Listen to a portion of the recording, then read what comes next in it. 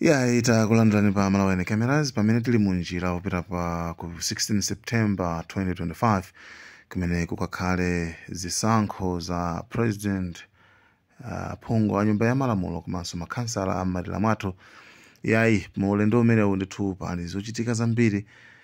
Apa ndithu Atupele Muluzi ndi amene watsitsa dzayi kuti nyanga kuti njovu ithoke nyanga khanili awa ikuti bwanji abwerere mwelese muone mimi sichitike mzigo. President akala Jane Ansah. Jane Ansah mugwatsi. Wati unakuti. Kutati ndimo wakale president situmaso gonekera makomo mwanu muga president.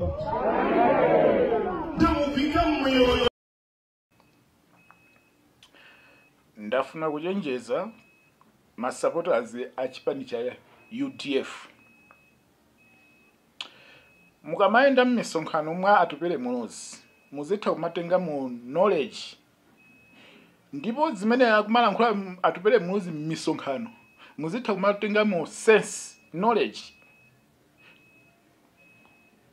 Atupele Muluzi waima paekha ndicho linga chonena kuti agawe mavoti kumwera, ndicho linga chonena kuti Chakwera athe kuwina. Ichi muchisamale Malawi, muchisamalise izizi ndikulankhula zi serious. Atupele Muluzi okhala kuti ali ku opposition sinthawi ino yonena kuti akamaenda m'makampeni azikhala akunyozaso chipani chimene chili chonena kuti chiliso ku opposition. Ndi uchitsiru. UDF ndi DPP zose zili ku opposition. Ndino mmawu moti aziwafotokozera Amalawi mavuto amene ali mziko muno amene abwera ndi chipani cha MCP ali busy kutukwana DPP. Ali busy kunyoza Jane Ansah. Kodi Jane Ansah kukhala nzimayi ndipolakwika? Jane Ansah kukhala nzimayi ndipolakwika? Okay, mukunena kuti usonkhano wa lerolo ndamva Atupele okulankhula kunena kuti kuvotera DPP ndiye kuti mwavotera Jane Ansah kukhala president. Okay, kodi Jane Ansah atakhala president ndipolakwika? Pa Tanzania pomwe pa nzimayi akulamula bwino ziko lake kwambiri kuposa so zimene manyaka amene tili nawo ziko lathuli. Pa Tanzania zinthu zikuyenda bwino, zikuoneka, anthu sakudandaula, ndalama ikuyenda bwino, china chiliyonse economy ili bwino. Nzimayi kukhala nzimayi ndipolakwika?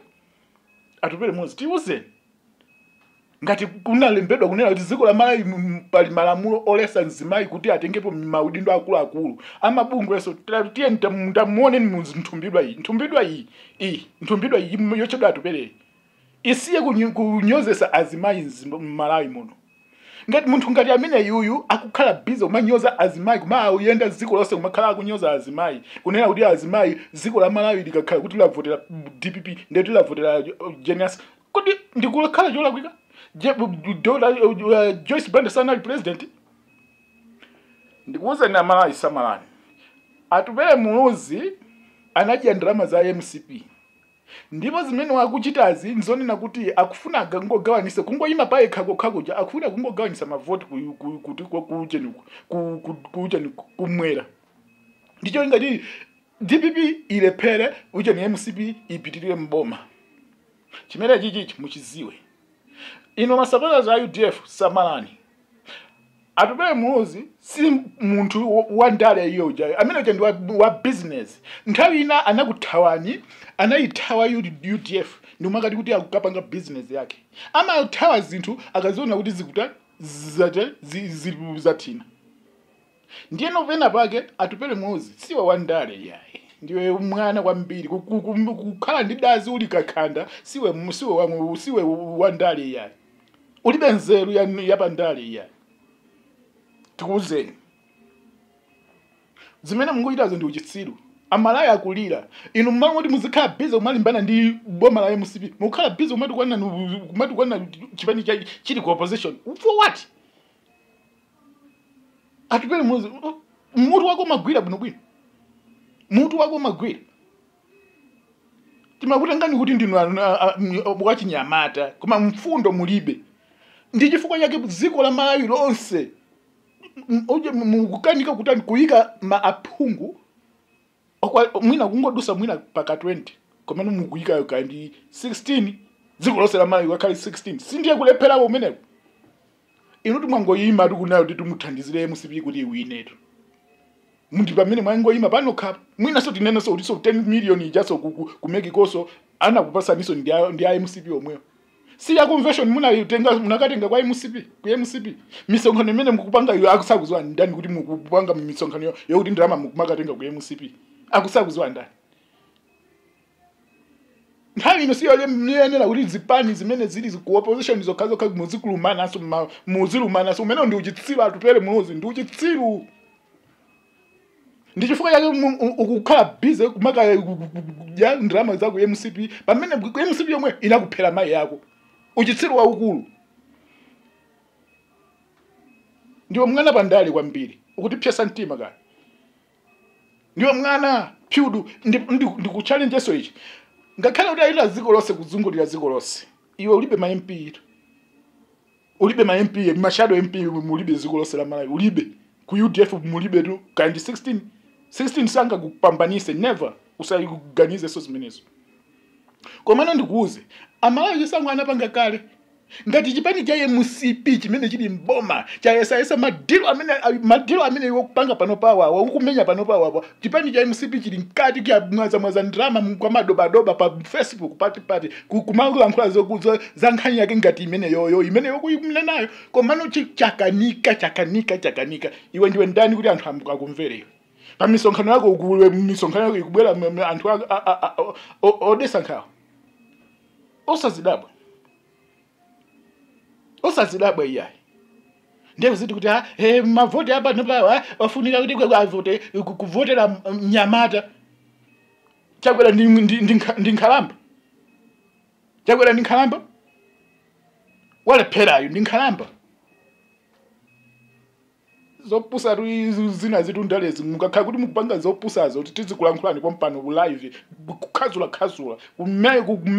kung'alula basi ndiwe atupele ulibe nzeru iweyo ulibe nzeru iwe bambo wako to analiononga ziko anthu ena ngati amamuyamikira Bakili muzini silimayona ipo muyamikira Bakili nthawi ya Bakili munali njala nthawi ya Bakili munali uzigawenga muziko la Malawi iwenso ukulankhulaso mpwereraso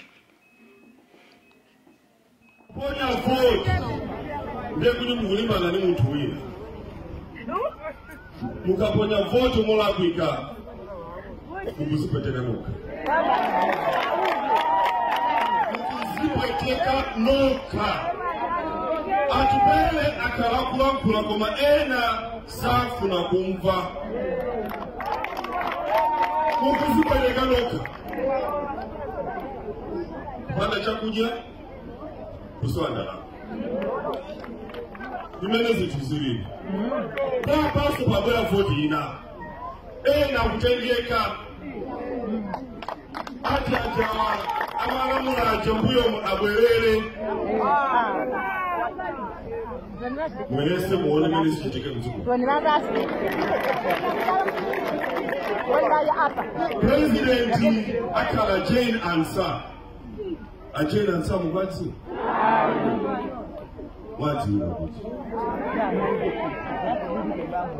kutati ndimo makere presidenti zinthu gonekera makomo mwanu muda presidenti ndamuvika mmiyoyo yanu pa munthu amene simukumutsi voti yanu ikozo kupetekani noka ngati simusamala ndikuchenjera ulendowu ndikufana bwino